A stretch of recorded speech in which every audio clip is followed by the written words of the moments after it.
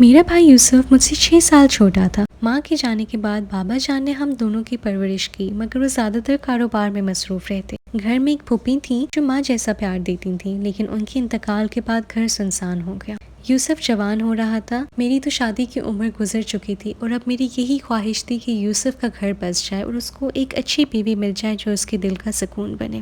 انہی دنوں ہمارے سامنے والے گھر میں ایک نیا خاندان آیا۔ زرینہ، اس کا شوہر فہد، ان کے 2 چھوٹے بچے اور زرینہ کی بہن ستارہ۔ زرینہ کی عمر تقریباً 25 سال تھی، گندمی رنگت، لمبے بال اور آنکھوں میں وہ خاص چمک جو پہلی ملاقات میں یاد رہ جائے۔ ستارہ 17 سال کی سادہ اور خوبصورت سی لڑکی تھی جس کی چوڑیوں کی آواز اکثر ہمارے صحن میں آتی تھی۔ ستارہ پہلے ہی نظر میں مجھے بھاگ گئی اور میں نے سوچا کہ ستارہ کا ہاتھ مانگ لوں۔ ایک دن یوسف سے میں نے ستارہ کا ذکر کیا تو اس نے کہا کہ آپا، جیسے آپ کی مرضی، آپ دیکھ لیں، اگر لوگ اچھے ہیں تو ستارہ کا رشتہ لے لیجیے۔ میں بھی خوش ہو گئی۔ محلے کے بزرگوں سے ان کے بارے میں پوچھ گچھ کی تو بس اتنا پتہ چلا کہ فہد شہر سے باہر نوکری کرتا ہے اور مالی طور پر اچھا ہے۔ میں آہستہ آہستہ زرینہ سے گھل مل گئی۔ چائے پر گپ شپ، بچوں کو گود میں لینا، کبھی سالن کا پیالہ دینا، کبھی وہ ہماری طرف آنا جانا۔ یوسف بھی بچوں کو چاکلیٹ دینے یا گھر کا کوئی سامان دینے کے بہانے ان کے گھر آنے جانے لگا۔ لیکن یہاں ایک بات بدل گئی۔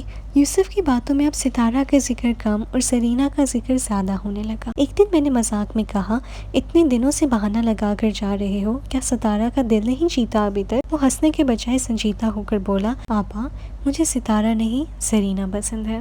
میں یہ سن کر چونک گئی۔ 2 بچوں کی ماں، مجھ سے 6 سال بڑی، مگر یوسف کی آنکھوں میں ایک عجیب ضد تھی۔ وہ کہتا کہ زرینہ کی باتوں میں ایک درد اور تنہائی ہے جو کسی کو اپنی طرف کھینچ لے۔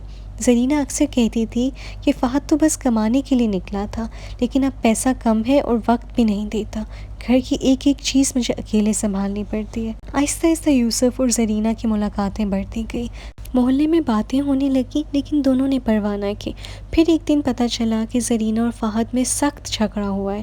زرینہ نے روتے ہوئے بتایا، فہد مجھے الزام دیتے کہ میں اس کی عزت خراب کر رہی ہوں، جبکہ میں نے صرف اپنی زندگی کے درد کسی کے ساتھ بانٹنا چاہا تھا۔ چند ہفتوں بعد زرینہ کو فہد نے طلاق دے دی تھی۔ میں حیران تھی کہ یہ سب اتنی جلدی کیسے ہوا، مگر یوسف نے موقع غنیمت جان کر زرینہ سے نکاح کر لیا۔ نکاح سادگی سے ہوا، محلے کی چند عورتیں، امام، مسجد اور بس۔ شادی کے بعد ابتدائی مہینوں میں گھر خوشیوں سے بھر گیا۔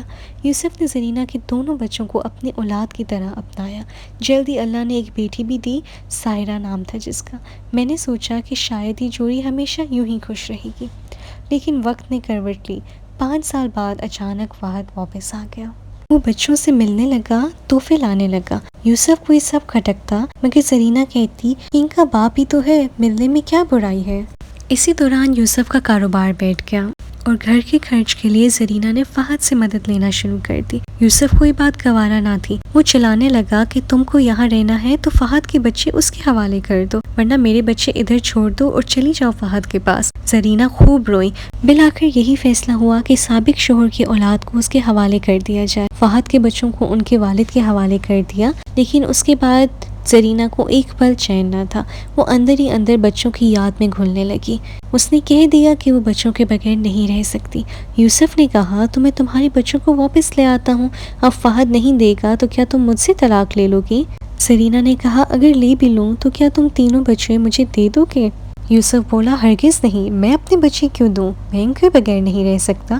پھر یہ کیسے گوارا کر لوں کہ میرے ہوتے ہوئے میرے بچے کسی اور شخص کے گھر میں پلے؟ اس طرح جھگڑا بڑھتا گیا۔ آخرکار یوسف نے تینوں بچے رکھ لیے اور زرینہ کو طلاق دے کر روانہ کر دیا۔ وہ فہد کے گھر چلی گئی اور اس نے اپنے سابقہ خاوند سے دوبارہ نکاح کر لیا۔ سال بھر یوسف کے بچوں کو میں نے سنبھالا، لیکن وہ یہاں خوش نہیں رہ سکے۔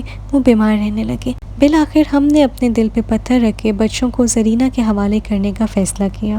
وہ اپنی ماں کے پاس گئے اور خوش رہے۔ 2 ماہ بھی نہ گزرے کہ وہ فہد بیوی بچوں کو لے کر سعودی عرب چلا گیا۔ میں اور یوسف بچوں سے ملنے بھی گئے۔ اس کے بعد یوسف بہت تنہا اور اداس ہو گیا۔ اس نے میرے اصرار کرنے پر بھی دوسری شادی نہ کی۔ رفتہ رفتہ حالات سنوارنے کی کوشش میں لگ گیا تاکہ اپنے بچوں کو اپنے پاس واپس لے آئے۔